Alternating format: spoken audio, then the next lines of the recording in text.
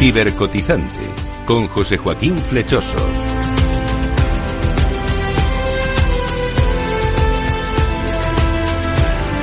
Una semana más iniciamos Cibercotizante y hoy hablaremos sobre reputación online para empresas y personas.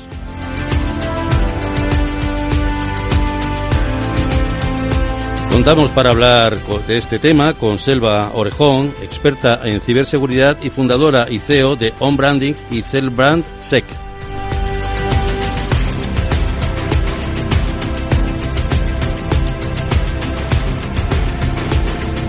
Ya comenzamos esta nueva edición dando la bienvenida y saludando a Selva. Buenas tardes, Selva. ¿Qué tal? Muy buenas tardes. Muchas gracias por invitarme. Gracias a ti, porque además sé que tu agenda es tremenda y hoy mismo tenemos que estar grabando a distancia porque no sabemos nunca dónde te vamos a poder localizar. Pero bueno, eso es importante porque eso quiere decir mucho de la importancia de nuestra invitada. Bueno, siempre hacemos una breve semblanza de la persona que tenemos invitada y en este caso diremos que Selva Orejón es licenciada en Ciencias de la Comunicación por la Universidad Ramon Llull de Barcelona, diplomada en Business Organization and Environment por la Universidad de Cambridge e Inteligencia al servicio del Estado y de la empresa. Ejerce como profesora en la Universidad de Barcelona en el máster de ciberseguridad impartiendo ciberinteligencia, OSINT, y en la Escuela de Policía de Cataluña en ciberinvestigación y protección de la identidad digital. Imparte clases de las mismas especialidades a la Policía de Israel y en el Consejo General del Poder Judicial. Posee una experiencia de 15 años en gestión de crisis de reputación online para empresas, instituciones públicas y ciudadanos anónimos y celebridades, puesto que evidentemente este es uno de los temas que vamos a tocar hoy. Como hemos dicho, ella es fundadora de OnBranding, que cumple más de 15 años, y de Celebrand Sec. Esto lo tienes más dirigido hacia celebridades, ¿no es así, Selva? Efectivamente. Pues su nombre indica. Sí, exacto. Nuestro trabajo generalmente va especializado hacia empresas y hacia personajes públicos y como tales ellos necesitan el tener un cuidado especial. También trabajamos para instituciones gubernamentales, entonces pues creemos que el tipo de profesional que tiene que estar detrás muchas veces tiene que ser diferenciado y estar muy muy al día de qué es lo que les pasa a los personajes públicos. Bueno, hemos denominado este programa Reputación Online para empresas, porque nos parece un tema muy llamativo y muy interesante. ¿De qué forma se trabaja en este campo de la reputación? Pues yo creo que lo principal es diferenciar entre identidad digital y reputación. Correcto. Para mí, muchas veces cuando me dicen, vosotros gestionáis reputación, no, ya nos gustaría. Nosotros lo que hacemos es gestionar la comunicación y solicitar al cliente que tenga el mejor comportamiento. Y con suerte, la reputación, es decir, la suma de percepciones que se está generando sobre sus públicos, pues ya sean clientes, proveedores, opinión pública, etcétera, cambiará cuando es que tienen un problema. La diferencia con identidad digital es importante porque la identidad digital es todo aquello que nosotros de forma consciente y voluntaria tenemos publicado en Internet y todo aquello que es inconsciente o que lo han publicado terceros sobre nosotros está en Internet, con lo cual hay que hacer ese matiz para que las personas no piensen que vamos a ir como los de Men in Black a cambiar la opinión o la percepción que se ha generado sobre una empresa. Te perdemos a veces parte de la comunicación. Me decía que estabas en coche, ¿estás moviéndote? ¿Estás llegando a alguna zona? Ahora mismo estoy ya parada, estoy absolutamente parada ahora mismo. Pues quietecita, ahora mismo. Quieta para. Sí. Vale. Sí, porque ha habido un momento que se ha interrumpido un poco, pero en fin, hemos entendido lo que nos estabas contando. Bueno, hemos mencionado que das clases al Consejo General del Poder Judicial. Y yo al respecto quería que me dijeras sobre estos, lo que llaman hoy en día en ciberseguridad los perfiles híbridos, es decir, aquellos que no son los técnicos, digamos, exactamente especialistas en ciberseguridad, y estos híbridos como son los abogados, los peritos judiciales. ¿Entiendes que esta formación debería de venir también desde la propia universidad? ¿Se debería de dar ciberseguridad casi de forma transversal en los estudios universitarios?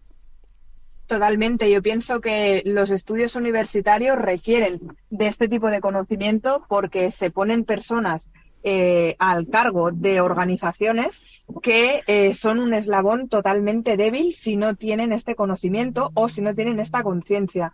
Te diría, me atrevería a decir que se debería de hacer desde pequeños.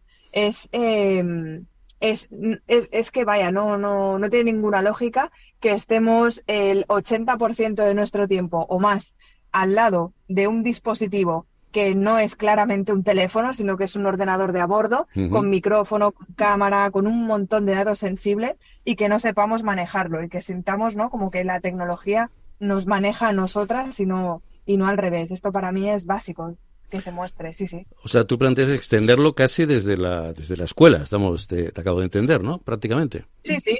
Para mí, Desde bueno, el momento en damos clases en... el que alguien maneja un móvil, por simplificar. Eso es, Vale. eso es. Nosotros bueno, trabajamos mucho con una empresa y con esta empresa lo que estamos tratando de promocionar es que cuando se vaya a dar un dispositivo, vea, ya sea a un empleado o sea, por ejemplo, pues a una persona menor de edad, Ujú. primero se tiene que hacer un curso que sea, desde nuestro punto de vista, perdón, 10 horas, más o menos, 10, 12 horas. Cuando todo esto ya lo tienen claro, entonces se le da el dispositivo. Si no, es como darle un arma o yo qué sé, un Ferrari a un niño de 4 años. Pues puede pasar cualquier cosa. Sí, sí, efectivamente. Bueno, de hecho, para conducir se exige antes pasar un examen, ¿no? Entonces, de alguna manera, lo que tú estás planteando es que efectivamente se vea que ese nivel de capacitación sobre la ciberseguridad se maneja el control del dispositivo, ¿no? Me parece un tema importante. Eso Bueno, es, y en materia eso es. reputacional, a mí me gustaría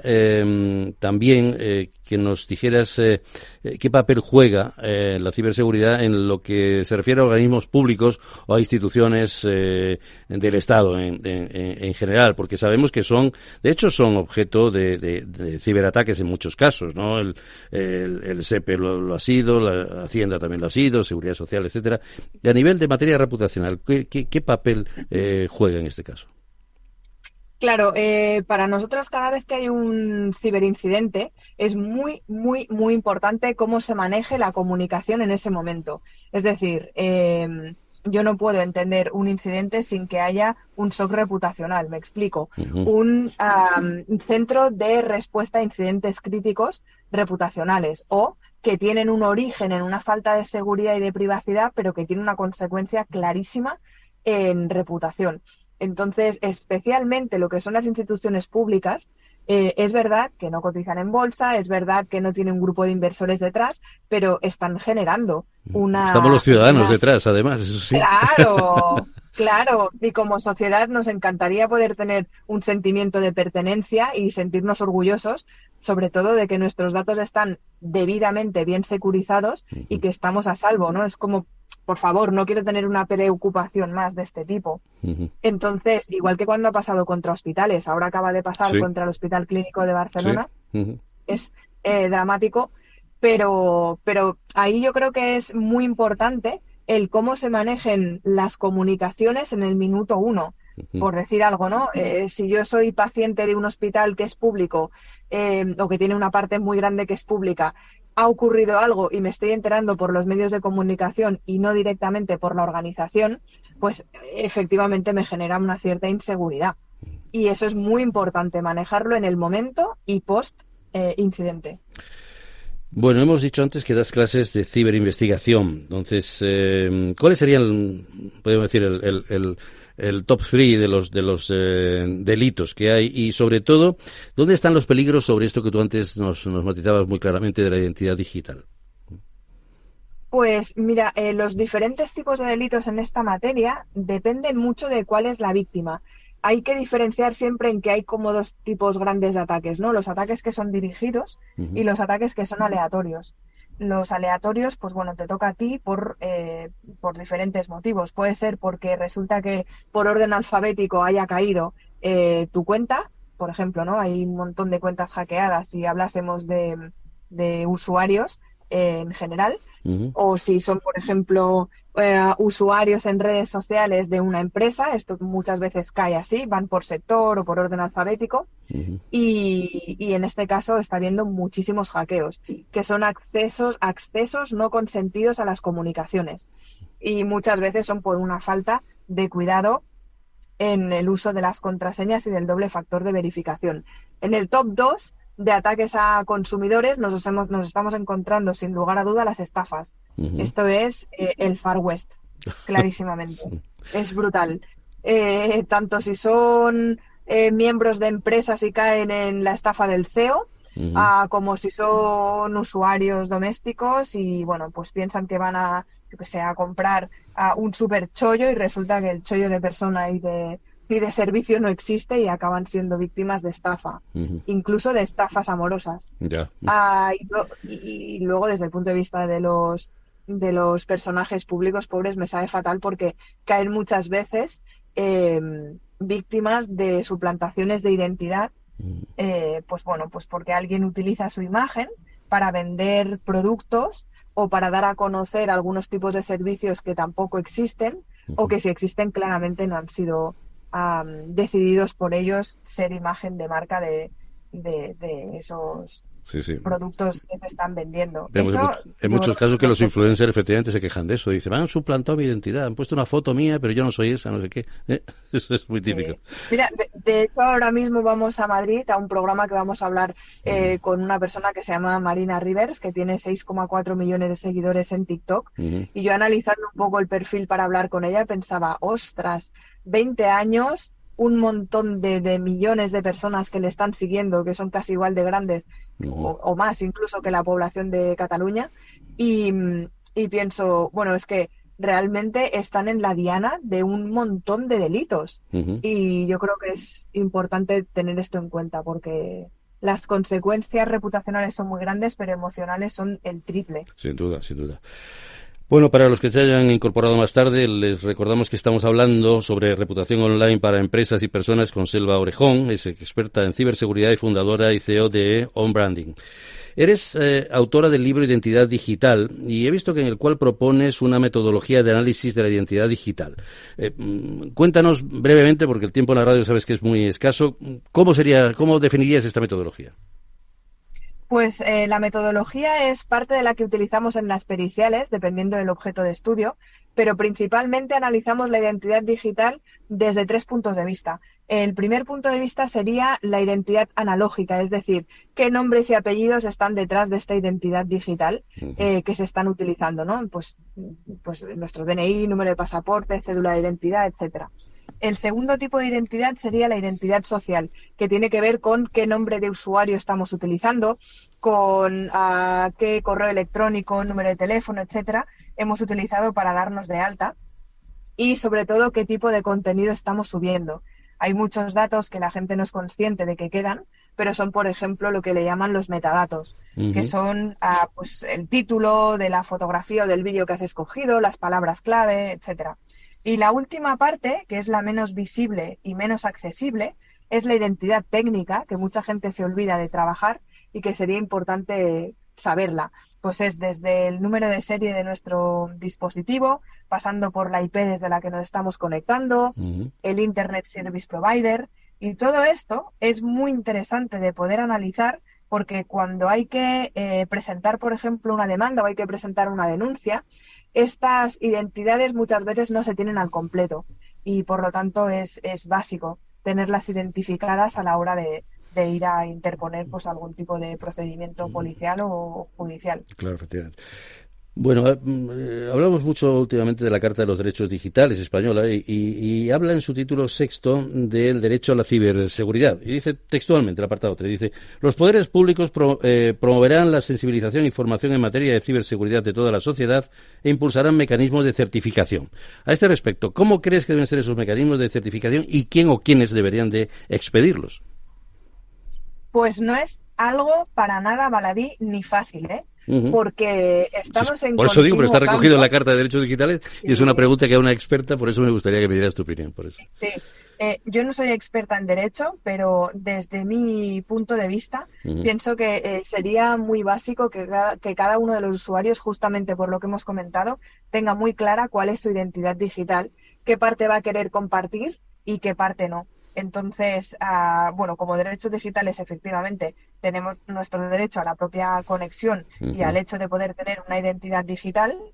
el hecho de que exista un regulador desde el punto de vista profesional, pues me encanta, pero desde el punto de vista personal me hace temblar un poco, las cosas como son.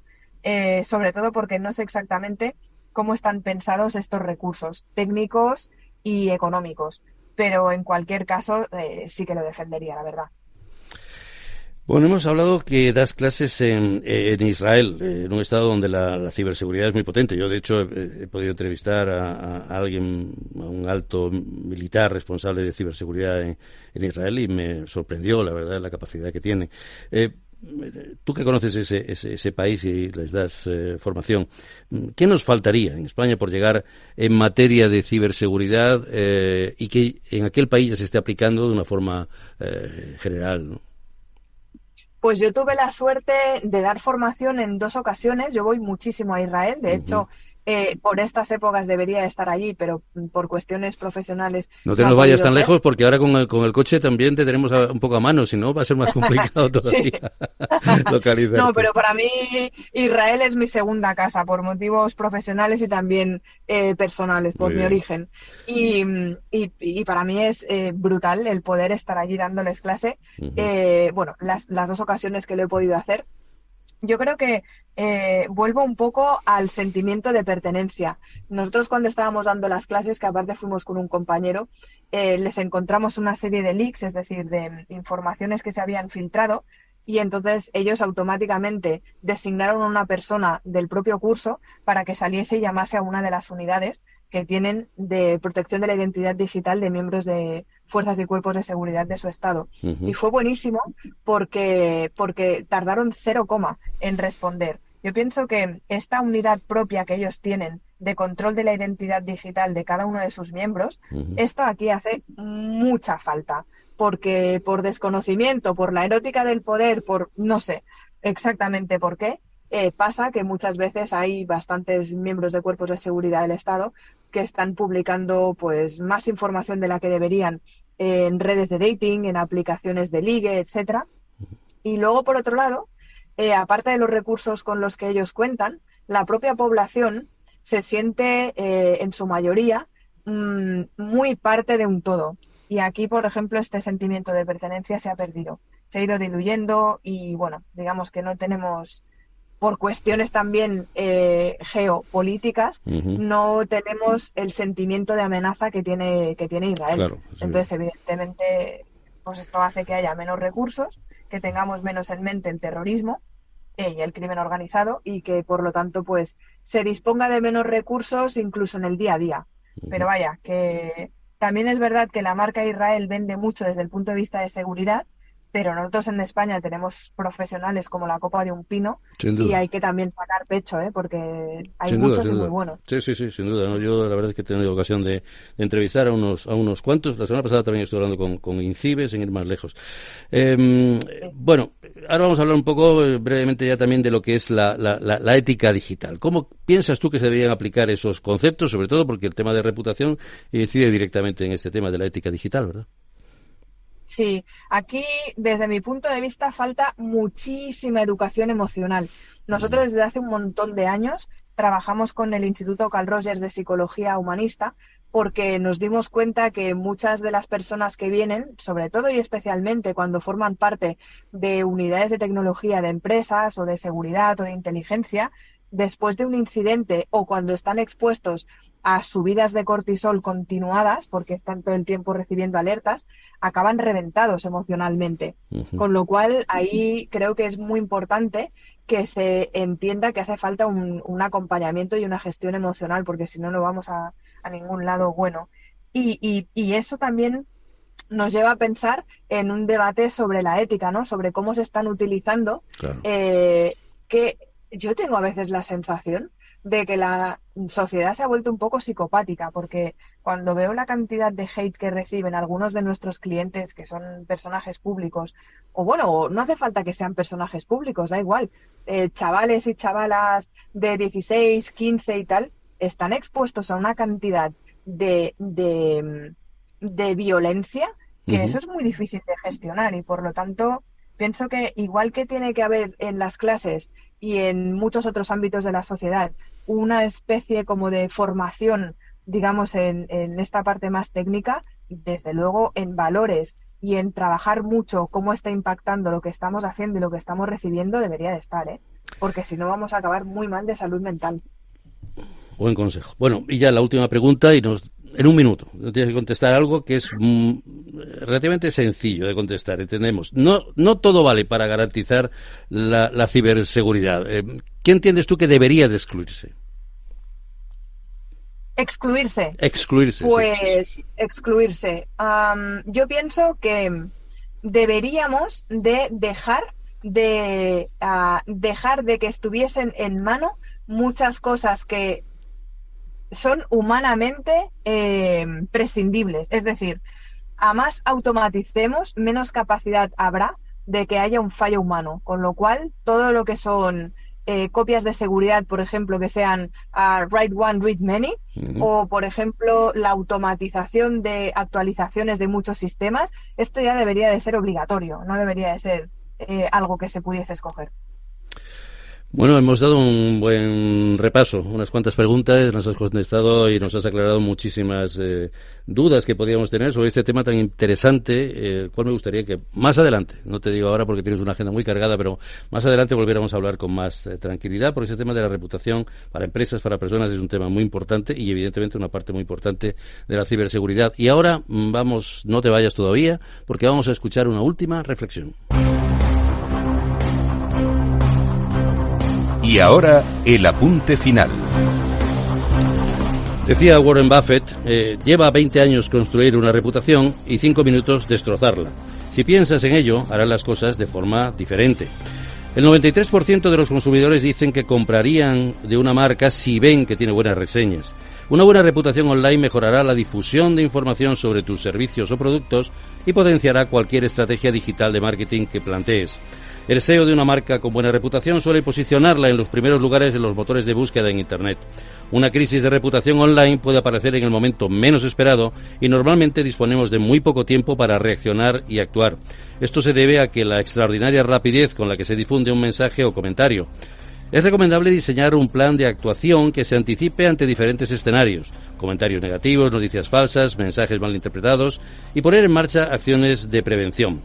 En sus tiempos, Napoleón Bonaparte ya hablaba sobre la reputación y decía: una gran reputación es un gran ruido. Cuanto más aumenta, más se extiende.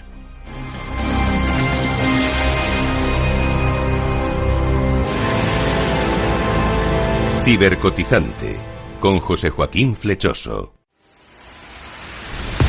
Muchas gracias, Selva Orejón, por compartir estos minutos. Encantado. Y ya te digo que intentaremos volver otra vez a contactar contigo, a ver si podemos tenerte presencialmente. Muchísimas gracias. Bueno, pues muchas gracias a nuestro compañero Miki Garay en control técnico. Saludos de quien les habla, José Joaquín Flechoso. Y hasta una nueva edición de Cibercotizante en Capital Radio. Escucha lo que viene.